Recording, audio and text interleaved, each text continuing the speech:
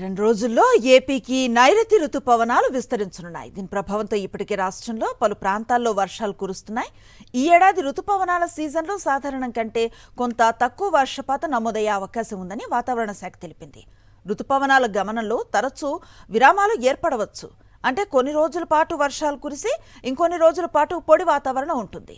ఉమ్మడి ఉభయ గోదావరి, కర్నూలు, ప్రకాశం, వైఎస్ఆర్, నెల్లూరు, చిత్తూరు జిల్లాల్లో సాధారణం కన్నా తక్కువ వర్షం కురవచ్చు. ఉమ్మడి శ్రీకాకుళం, విజయనగరం, విశాఖ, కృష్ణా జిల్లాల్లో సాధారణ వర్షపాతం నమోదయ్యే అవకాశం ఉందని ఐఎండీ వివరించింది.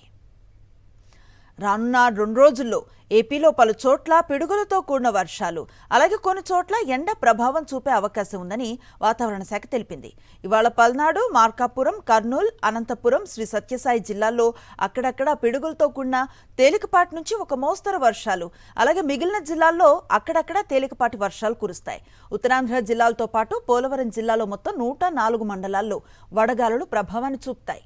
ఇటు నేడో రేపో తెలంగాణకు నైరుతి రుతుపవనాలు విస్తరించనున్నాయి. తేలికపాటి వర్షాలు కురవనున్నాయి. నిన్న హైదరాబాద్లో మోస్తరు వర్షం కురిసింది. ఇప్పటికీ తెలంగాణలో వాతావరణం చల్లబడింది. మరోవైపు దేశంలో 2 విభిన్న పరిస్థితులు కనిపిస్తున్నాయి. సౌత్ ఇండియాను మాన్సూన్ వర్షాలు తడుపుతూ ఉంటే ఉత్తర భారతాన్ని ఎండలు వేధిస్తున్నాయి.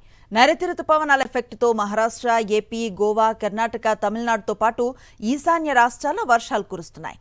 ఇప్పటికే కేరళలో భారీ వర్షాలు పడుతున్నాయి. ఇదే సమయంలో ఉత్తర మధ్య భారతం ఎండలతో ఉక్కిరిబిక్కిరవుతోంది. వాతావరణం పొడిగా ఉండటంతో వేడి తీవ్రత పెరిగింది.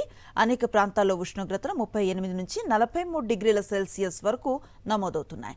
హర్యానా, చండీగఢ్, ఢిల్లీ, పంజాబ్, ఉత్తరప్రదేశ్ రాష్ట్రాలకు హీట్ వేవ్ అలర్ట్ జారీ చేశారు. జూన్ 11 వరకు ఈ పరిస్థితి కొనసాగే అవకాశం ఉంది. మరిన్ని అప్డేట్స్ కోసం ఛానల్ ను సబ్స్క్రైబ్ చేయండి. నోటిఫికేషన్స్ కోసం బెల్ ఐకాన్ పై క్లిక్ చేయండి.